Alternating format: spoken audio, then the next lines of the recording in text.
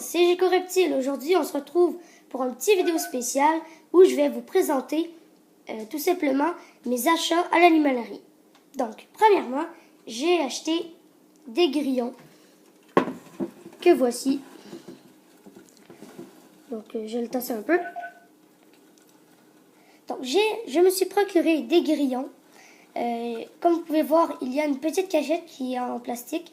Donc, ce que je conseille pour les cachettes, pour les grillons, souvent, c'est de prendre des bouts recyclés. Comme ça, on récupère et on pollue moins. Donc, déjà, ça, c'est un bon point pour faire ça. Et aussi, ce qui est avantageux, c'est qu'on prend qu'on a sous la main. Donc, oui.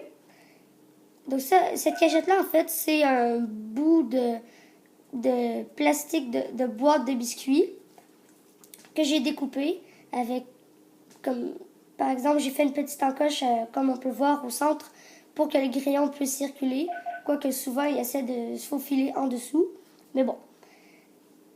Donc, pour nourrir vos grillons, vous pouvez leur donner des fruits. Par exemple, moi j'ai donné une purée de banane qui est juste là, ici. Aussi, au sol, il y a plein de petites graines. Il y a aussi beaucoup d'éjections de grillons. Mais ça, c'est pas de ma faute, c'est eux qui sont pas capables de gérer leur croûte. Donc, au sol, on peut voir que c'est des graines. En fait, c'est des graines d'oiseaux moulues. Donc, qui ont été émiettées. Donc, c'est plus facile pour les grillons de les manger. Et ça se vend en animalerie. Donc, vous en faites pas. Vous n'avez pas besoin de prendre des graines et les mouler vous-même. C'est déjà tout préparé. Donc, aussi pour question de fruits que vous allez donner aux grillons, faites bien attention de les laver puisqu'il pourrait y avoir des insecticides.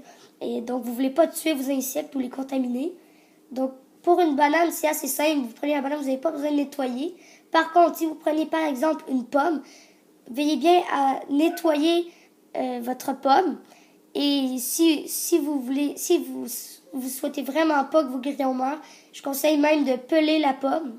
Donc, tout simplement d'enlever la pleure, puisque les insecticides sont non pas à l'intérieur de la pomme, mais plutôt à la surface extérieure. Donc, seulement enlever la pleure, ça va être suffisant.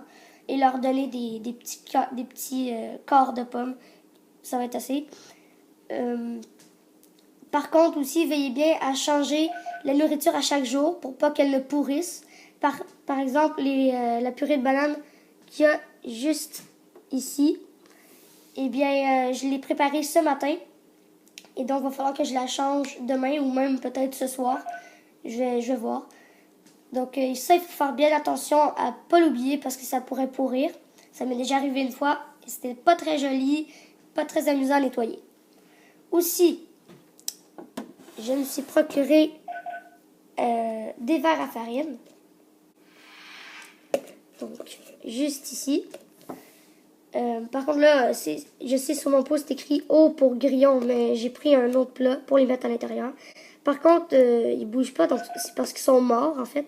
Parce qu'il y a certains verres qu'on peut mettre au réfrigérateur pour ralentir leur évolution. Comme ça, on évite que du jour au lendemain, ils soient devenus des adultes et qu'ils pondent des œufs. Et aussi, je veux pas avoir qu'il y en ait qui s'enfuient et qui se reproduisent dans ma maison. Donc, habituellement, je les mets au réfrigérateur. Ainsi, ils restent vivants, mais ils restent aussi au stade larvaire, puisque je ne fais pas d'élevage ni avec les vers, ni avec les grillons. Donc, ils restent au stade larvaire jusqu'à temps que je les donne, en fait, pour mon Géco. Désolée, je sais que j'ai coupé la vidéo, c'est parce qu'il y a eu un appel chez moi, donc j'ai dû couper la vidéo. Donc, ce que je disais, c'est... ce que j'allais dire, en fait, c'est que mes vers à farine sont morts, en fait. Puis, je suis pas trop sûre pourquoi. Il y a deux choix. Deux possibilités, en fait. C'est soit que c'est à cause que je les ai mis au réfrigérateur et qu'il faisait trop froid. Ou sinon, j'ai mal nettoyé les aliments, donc la pomme que je leur ai donnée. Et il y avait des insecticides et ils sont morts.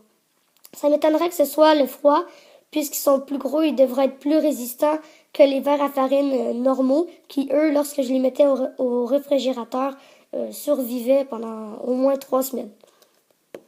Donc, les verres à farine géants. Aussi, je me suis procuré une grosse cachette puisque l'ancienne, au coin froid, était trop petite. Donc, celle-là, c'est une cachette qui consiste en fait à ce qu'on la mette contre une vitre qui vient ici et qu'on puisse observer notre gecko à l'intérieur lorsqu'il s'y cache. Par contre, moi, je vais pas l'utiliser comme ça parce que je crois que ça va trop stresser l'animal puisqu'il va être à découvert et il va être soumis à un stress permanent. Et justement, lorsque je l'ai installé, mon gecko n'est jamais venu à l'intérieur. Donc, ce que je vais faire, c'est que je vais la mettre horizontalement comme ceci. Ainsi, mon gecko va pouvoir aller à l'intérieur et il sera pleinement caché. Par contre, il y a un petit inconvénient, c'est qu'ici, il y a une barre plate. Mais ce que je vais faire pour la cacher, la camoufler, je vais l'accoter au bord de la fenêtre, comme ceci. Et donc, ça va paraître naturel et ça sera bien plus joli. Donc, cette cabane-là, elle est de la marque Exoterra. Donc, j'utilise beaucoup la marque Exoterra. C'est bon pour les cachettes, aussi les décorations. Par contre, il y a quelques autres youtubeurs qui m'ont conseillé de ne pas utiliser cette marque-là pour ce qui est du calcium. Donc, je crois qu'ils ont bien raison. Parce que c'est pas la meilleure marque. C'est une marque un peu bas de gamme. Par exemple, les lampes Exoterra sont moins bonnes que d'autres. Par exemple, il y a des il faudrait que la lampe Exoterra soit 10.0 pour équivaloir à la 2.0 d'une autre marque. Donc vraiment, c'est bas de gamme, mais c'est vraiment bon par contre pour ce qui est décoration, cachette et abreuvoir et tout ça. Et aussi, donc cette cachette-là, j'ai expliqué comment on devait la placer, mais moi, c'est pas comme ça que je vais la mettre. Donc, je l'ai dit que j'allais la mettre horizontalement. Mais c'est pas tout. Je vais m'en servir aussi comme boîte à mu. Déjà, il y a 2 grands avantages. C'est très hermétique. Si on met un fond ici et qu'on la met ainsi, il y a seulement par le trou là où l'humidité peut s'échapper. Donc, c'est très hermétique comme cachette. Et en plus, je sais pas si on peut bien voir, à l'intérieur, on peut voir des petits piquants.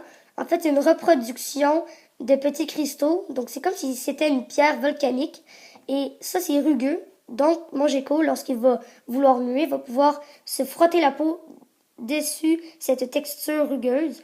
Et ça va lui faciliter la tâche pour sa mue. Donc, tout simplement. Donc, ça, c'est pour les avantages. Et les désavantages, en fait, c'était juste que le gecko va être soumis à un stress permanent. Donc, maintenant, j'ai filmé un petit extrait dans le terrarium de mon gecko Léo. Ah, il me fait un clin d'œil. Je crois qu'il aime bien sa nouvelle cachette. Donc ça, c'est sa petite cachette. À quoi elle ressemble dans son habitat, donc qui est en terrarium. Donc je crois que je suis pas mal content, puisque mon gecko a l'air de bien l'apprécier. Aussi, petite précision, c'est pour les verres à farine.